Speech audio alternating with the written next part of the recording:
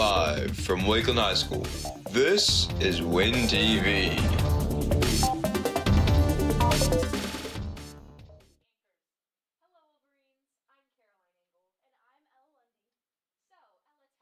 How have you been doing with the cell phone ban? Personally, I've been doing fine with it, but I've heard from my friends that they're struggling without their phones.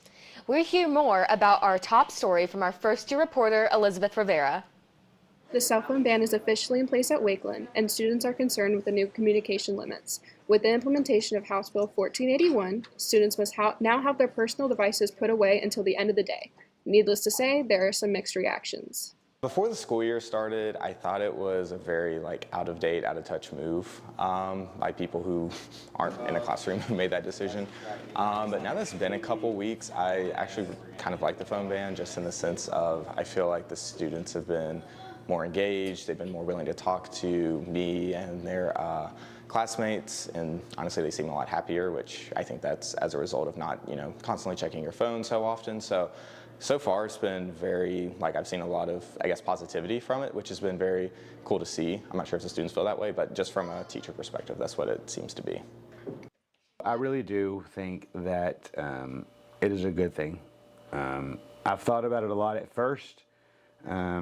I was pretty depressed and down and out about y'all not being able to at least use them at lunch. So if there's emergencies, that's what we're here for, is to get you and your parents connected like that, super fast. The only thing is that I really want to impress upon the students, to everybody, is that it is the law. We can't do anything about it. This isn't Parker or Miss Sully or Miss Dr. Edge or Wakeland High School or Frisco ISD or it is Texas. Like I said, it's catching on nationwide. We're the 26th state to enact some kind of ban. And so I know that it's hard, and I know sometimes you may forget to turn it off, but my biggest advice is if a teacher or someone else asks you to give it to them because they've seen it, go ahead and do it, and don't refuse and try and get into a power struggle, because any kind of refusal, if you don't just hand it over, that becomes a whole new level of discipline. That becomes a refusal, and that can get you into some real serious trouble. I'm Elizabeth Rivera for WINTV. It's cool to see everyone's opinion on the cell phone ban. Yeah, but personally, I hope we can have our phones again next year. Me too. Hey, have you been on Main Street recently? No, I try to stay away from Old Frisco as much as possible because of all the construction. I hate all the traffic it produces. Same. Caleb Klein tells us more about how the construction has affected the businesses on Main Street. As Main Street undergoes heavy construction, some businesses are seeing negative effects. Certain stores along Main Street, like Summer Moon, have seen a sharp decline in customers. Our business has been affected pretty heavily by the construction. We've slowed down quite a bit. I'd say our sales are about 30% of what they used to be. We used to be the busiest coffee shop on the street, and now we're definitely not. Not only is the construction slowing down the business, but it's also taking a toll on the employees as well. The construction has gotten in the way of parking repeatedly. Parking is something we hear about from our customers on a daily basis, at least 10 times a day. It's really cumbersome, and in terms of enjoyment, it's definitely made it less enjoyable to work in the location. The City of Frisco says the construction will be finished by January of 2026. Until then, businesses will have to adapt to the environment around them. I'm Caleb Klein for WINTV. Wow, I'll have to visit Main Street to check it out. Me too, and this week is the perfect week to go. The weather this week is sunny in the lower 90s, perfect for an evening drive or going to dinner with friends. Or taking a swim. I've been trying to get my dog to swim, but she doesn't like the water. That's so funny. Braden Ryan shows us some cute pups in the Frisco Athletic Center pool next. From seasoned swimmers to playful pups, everybody wanted to make one big splash at Frisco's Puppy Pool Party to wrap up the summer. On September 6th, the Paws in the Pool event gave everyone's best friend an opportunity to have one last splash. Dogs of all sizes are welcome to have some summer fun as they doggy paddled and played in the water park. Frisco's Deputy Mayor, Laura Rumble, is thrilled to share more about this event. I'm Laura Rummel. I'm deputy mayor here in Frisco, Texas, and I am out at Paws in the Pool today. This is one of my favorite events of the year because, as you can see from the fur flying past me, it's utter chaos, but it's an amazing, fun, happy chaos of dogs everywhere. We do a small and older dogs first thing in the morning, then we do large dogs for 2 sessions in the afternoon, and it's just so much fun to see all these dogs playing around and just living their best life in the water. Buddy has been swimming and socializing since he was a puppy. Hi, this is Buddy. He's a 3.5-year-old golden. This is his 3rd time coming to Paws in the Pool. We have so much fun, don't we? Yes? Can you speak? Speak. Good boy. Okay, say please. Good boy. Okay. There's nothing more refreshing than seeing some Paws in the Pool. But don't feel left out, because there are plenty of upcoming events in Frisco. To list a few, September 27th, the Hawaiian Falls Water Park is hosting the Bow Wow Luau. On October 5th, the Barktoberfest will take place in Frisco Rail Yard. That's all for now. I'm Braden Ryan for WINTV. Aw, that is so cute. Swimming is my favorite summer activity. What about you? Mine is definitely going to Six Flags or the fair. Did you hear how they're making students pay for their tickets this year? Oh my gosh, what? That's crazy. Ava Wheatley tells us more. With a new policy implemented this year, the Texas State Fair will no longer offer free tickets to high school students, ending a long-standing tradition and raising concerns about access as students are now required to pay for entry. If a family has multiple students, it's going to be a lot more of a cost for them to go. So I think it will take the opportunity away from some. And also just the fair is expensive in general to go and buy food and ride rides. It does make it unfortunate that, it was a nice thing to allow students to go for free because it gets them out and gets them outside and doing something with their family. And I think that some of those, that might decrease their ability to do so. Wakeland students are now speaking out about the change, expressing their concerns over the loss of free admission to the fair. I feel like they got to change it. Everyone looked forward to that every year. Yeah, going to the State Fair for free. The State Fair was like the highlight of my year last year, so it's kind of sad that it's not free anymore. Yeah, for free with the free high school tickets, but now I can't. Along with the ticket change, students voiced their thoughts on the new rule requiring anyone 17 and under to be accompanied by an adult 21 or older after 5 p.m. If you were 16 or older, you were able to drive, you should be able to stay out later by yourself, like with your friends. I feel like you shouldn't have parents there to be able to like walk you through it and like tell you what to do, because I feel like you're old enough to know what to do if you can drive and stuff. I'm Ava Wheatley for WINTV. Dang, now I really wish I didn't spend all my money on my senior backpack. I don't know if I'll be able to go. Wait, what is your backpack? It's a Minion. I love seeing all the senior backpacks in the hallway. Same. It was my favorite part of back to school. Daniel Levine shows us more of this fun senior tradition. I think it just became a thing, like a big thing last year, and then we made it even a bigger thing. Senior sunrise, white mums, and backpacks? Senior traditions are tried and true, but recently we've seen a huge spike in popularity with one senior tradition in specific.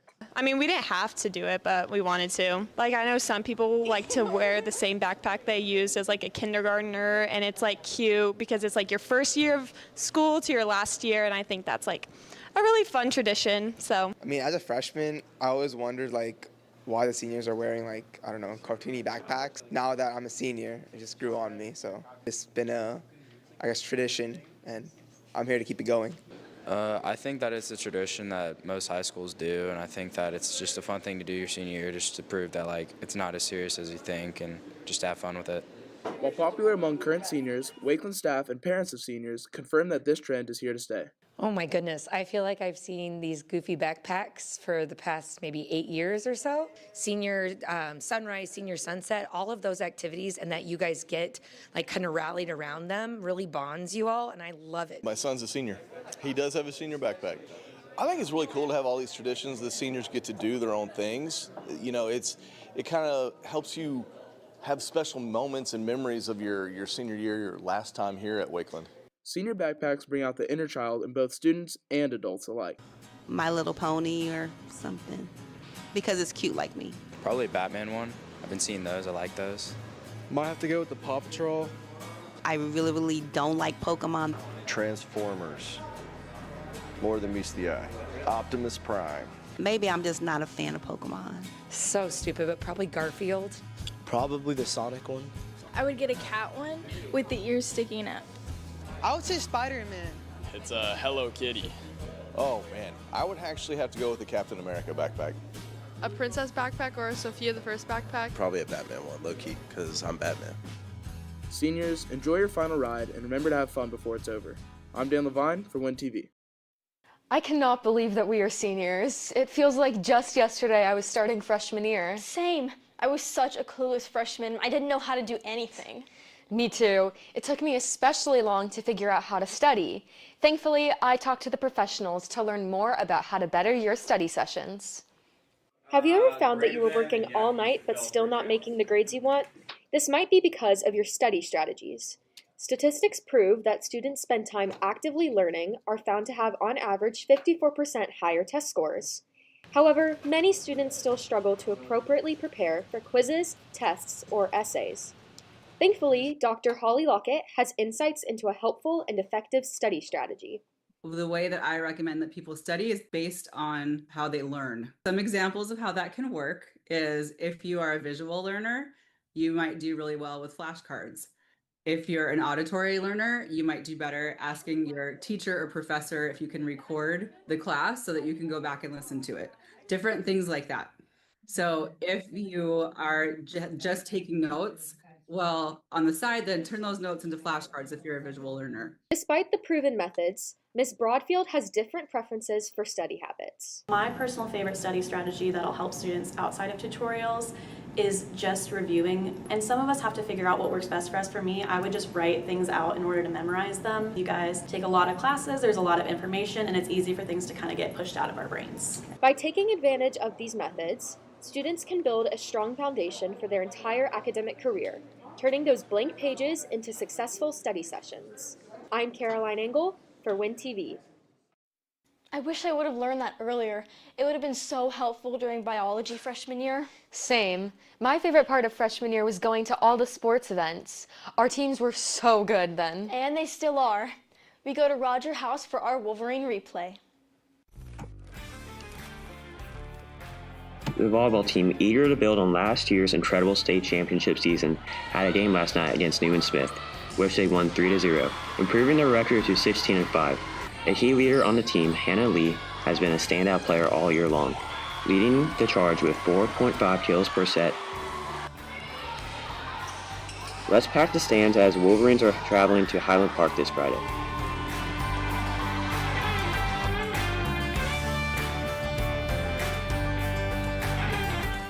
The football team started district play strong last Thursday with a commanding 41-14 victory over Lebanon Trail.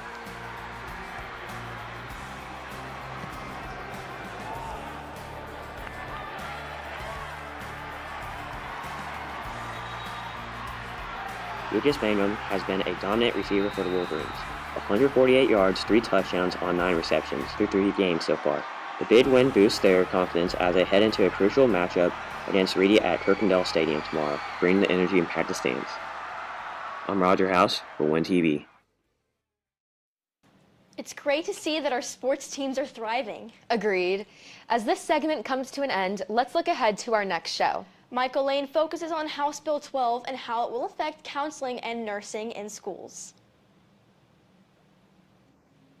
I'm so excited about the rest of that story. Me too. It's so interesting to learn all about that. Agreed. But hey, is it getting close to lunch? I'm starting to get hungry. Lucky for you, we have our very own cooking tasting special with the WINTV team.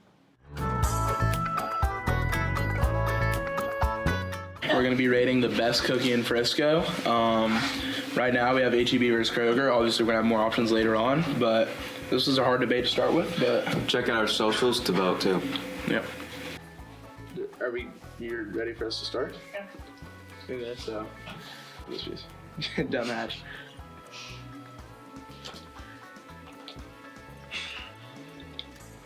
I taste like a little bit of a Texas establishment with like. It's pretty good. It kind of tastes like Play-Doh. I don't taste like Play-Doh, but like good Play-Doh. What? Hello? Did you eat Play-Doh as a kid? I did. I didn't. No. Did you? That is disgusting. Oh, wow. They're really tough already.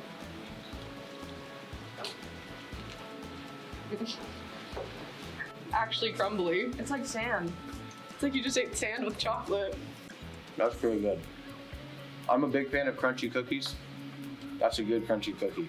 I feel like a cookie's more chocolate chips, honestly. I don't know about the chocolate chip ratio though. This piece doesn't have any chocolate chips in it. Oh, that's a bad. Not gonna fly. Okay. That's not legit. Kroger, also Texas establishment. Oh, that's a good piece. Rich. I think know. I'm gonna have to go with the HEB ones. I don't know. I think I have to go with Kroger. This one, I feel like it was. You gotta take a double take. Yeah, double take down the hatch. You gotta take a double take. Yeah. Wait, so you get This one's like softer. This one's like more. This one like just came out of the oven. I don't know. I feel like Kroger wins this for me. I don't know about you, but yeah, I'm giving the win to Kroger. I don't know. At least for me, you can't top that. And look at the chocolate chip ratio. Every piece is a chocolate chip. Yeah, there's no one left out. Okay, I should talk about that. That's the best one. Yeah, looky. Dang. That wake up with chocolate. Yeah.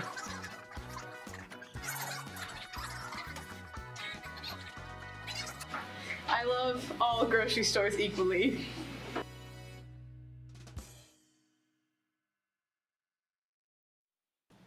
That's all for today, Wolverines. Make sure to follow our social media pages and visit wakelandaccess.com for more. I'm Caroline Engel. And I'm Ella Lundy for WINTV.